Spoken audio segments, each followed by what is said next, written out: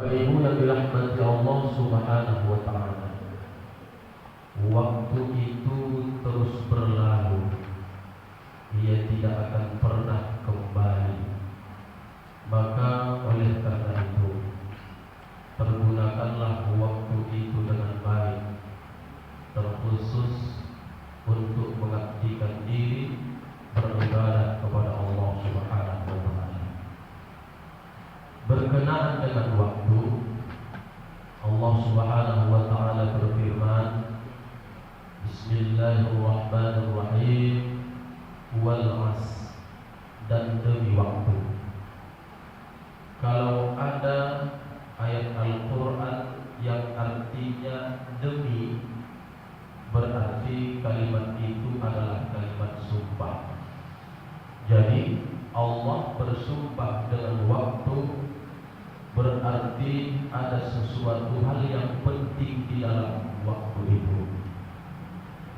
Orang yang bisa menggunakan waktunya dengan baik untuk beribadah kepada Allah Subhanahu wa Ta'ala, maka mereka itulah orang-orang yang beruntung.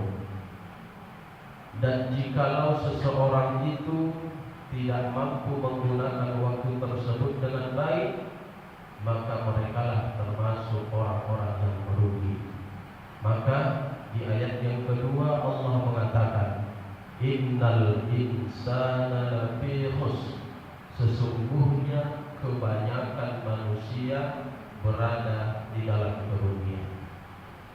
Bapak Ibu yang dirahmati Allah Subhanahu wa Ta'ala, waktu itu dibagi menjadi 3 masa. Masa yang pertama adalah masa yang telah lalu. Masa yang kedua adalah masa sekarang. Masa yang ketiga adalah masa yang akan datang. Masa yang telah lalu disebut dengan kenangan. Masa sekarang disebut dengan kenyataan. Dan masa yang akan datang disebut dengan harapan. Bapak Ibu yang dirahmati Allah Subhanahu wa Ta'ala, masa lalu perlu dikenang untuk kita jadikan pelajaran di masa sekarang. Kalau kenangan itu kenangan yang baik, maka tingkatkan di masa sekarang. Tapi kalau kenangan itu adalah kenangan yang buruk, maka di masa sekarang harus kita tinggalkan. Saya rasa Bapak dan Ibu, kita semua adalah orang-orang yang mempunyai kenangan. Maka konanglah yang perlu dikonang, yang tak perlu tak usah dikonang-konang. Mantan-mantan dulu jangan dikonang-konang lagi. Makanya ada di media sosial, buanglah mantan pada tempatnya, jangan dikonang-konang lagi. Bapak Ibu dirahmati Allah Subhanahu wa Ta'ala, masa lalu itu yang pantas untuk dikenang dan yang menjadikan pelajaran buat kita adalah sejarah. Sejarah para nabi dan rasul itu masa lalu. Sejarah para sahabat, sejarah para ulama, dan sejarah orang-orang yang ahli ibadah. Jadi kalau kita mengingat sejarah itu, insya Allah kita termotivasi untuk mengikuti bagaimana mereka mengabdikan diri kepada Allah Subhanahu wa Ta'ala. Bapak dan Ibu, apalagi sejarah itu adalah sejarah Nabi Muhammad sallallahu alaihi wasallam. Nabi Muhammad sangat rindu kepada kita. Bahkan sebelum kita hidup pun Nabi Muhammad sangat rindu kepada kita. Maka banyak cerita-cerita di dalam sejarah bagaimana kerinduan Nabi Muhammad sallallahu alaihi wasallam kepada kita. Bapak dan Ibu, secara pribadi saya beruntung. Saya mengatakan beruntung tidak berjumpa hari ini dengan Nabi Muhammad SAW? Kalau Bapak Ibu saya tak tahu.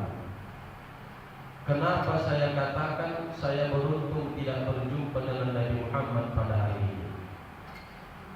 Seandainya Bapak dan Ibu, Nabi Muhammad itu hadir di hadapan kita sekarang, kita melihat wajahnya, apakah bisa Bapak Ibu menjamin kalau Bapak Ibu akan beriman kepadanya?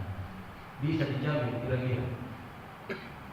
Karena Bapak dan Ibu, banyak orang-orang yang sudah berjumpa dengan Nabi Muhammad, bahkan sudah melihat bagaimana kebijaksanaan, kejujuran Nabi Muhammad itu.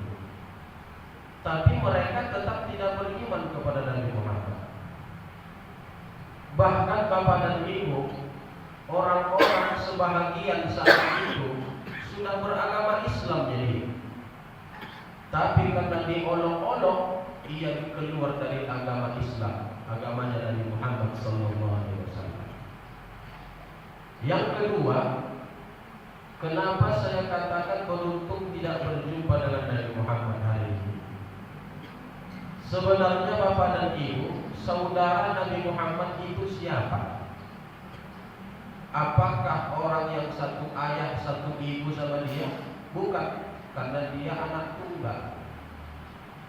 Ketika ibunya mengandung dia 6 bulan, ayahnya meninggal dunia. Ketika ia berusia 5 tahun, ibunya pun meninggal dunia.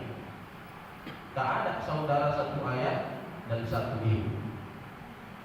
Apakah sahabat yang sering berdampingan dengan Nabi Muhammad itu yang menjadi saudaranya? Juga bukan. Maka diceritakan di dalam satu riwayat bahwa ketika sahabat sedang duduk, Abu Bakar, Umar, Utsman dan Ali, maka saat itu datang Nabi Muhammad dengan mengatakan, "Wahai saudara-saudaraku." Maka sahabat tadi mengatakan, "Ya Rasulullah, kamilah saudara."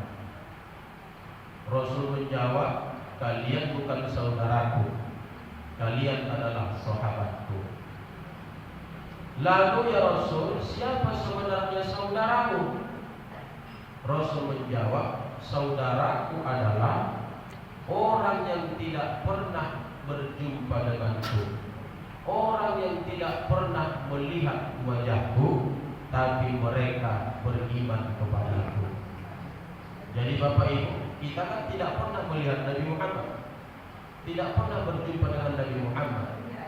Maka yang dimaksudkan Nabi Muhammad di situ, saudaranya adalah kita.